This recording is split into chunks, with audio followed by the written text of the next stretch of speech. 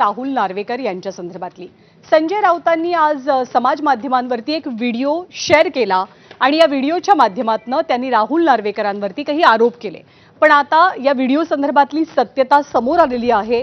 या व्हिडिओमध्ये जे शेतकरी आपल्याला पाहायला मिळतात त्या शेतकऱ्यांनीच या बाबतीतलं स्पष्टीकरण दिलंय आणि या व्हिडिओचा आणि संजय राऊतांनी केलेल्या आरोपांचा राहुल नार्वेकरांशी कोणताही संबंध नसल्याचं म्हणत राऊतांचे हे सगळे आरोप संबंधित शेतकऱ्यांनी फेटाळून लावले।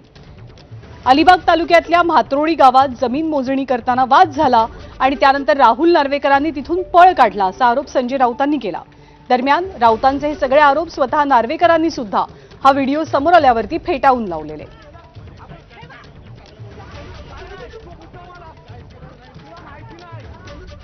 मी व्हायरस केला तो शेजारच्या आणि माझ्या प्रॉपर्टीच्या वादातून झालेला मोजणीच्या वरून झालेला आहे। त्या दरम्यान नार्वेकर साहेब या रस्त्यातून जात होते। त्यांचा ते जात असताना आम्हाला समजावून त्यांनी सांगितलं हा वाद तुम्ही आपसात मिटून घ्या। तेव्हा नेमका त्यांचा त्या दरम्यान त्यांचा फोटो आलेला आहे, त्याचा फोटो आलेला आहे आणि त्यांचा याच्याशी काही संबंध नाही, याचा कोणी गैरवापर करू नये। मोजणी कर्मचारी आपल्या घरामध्ये आले होते नाही, तसा प्रकार काही घडलेला नाही कोणचा। तर राहुल नार्वेकरांनी या सगळ्या वादासंदर्भात नेमकं स्पष्टीकरण काय दिलेलं आहे ते सुद्धा पाहूया। राहुल नार्वेकर असं म्हणतात की मी परवा माझ्या शेतजमिनीवरती जात असताना दोन शेतकऱ्यांमध्ये वाद सुरू होता। माझ्या निदर्शनास आल्यावरती मी फक्त त्यांना शांतपणे वाद मिटवण्याचा सल्ला दिला आणि यानंतर माझ्या कामानिमित्त मी पुढे निघून गेलो। संबंधित वाद किंवा त्या घटनेशी आपला कुठलाही संबंध नसल्याचं नार्वेकरांनी सांगितलंय।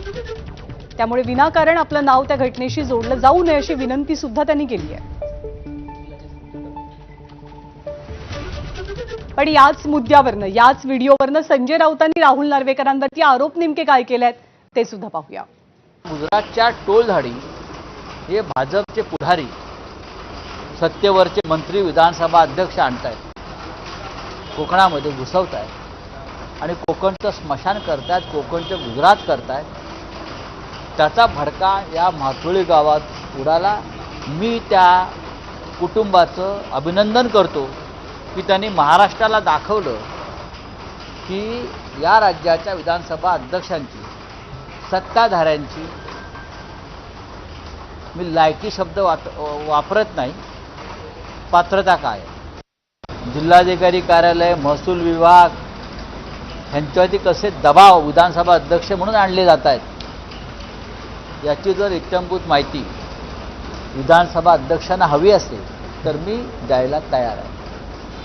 त्यांच्या व्यवहाराशी माझा संबंध नाही आहे की ते काय करतायत, पण आमच्या मराठी माणसाच्या कोकणातल्या जमिनीत अशा पद्धतीनं हिसकावून घेणं, त्यांना फूस लावणं आणि जमिनी ताब्यात घेणं आणि गुजराती लॉबीला विकून या अलिबागचाही गुजरात करणं, हे जे काय उद्योग चालू आहेत त्याचा भडका तुम्हाला ह्या व्हिडिओमध्ये दिसेल।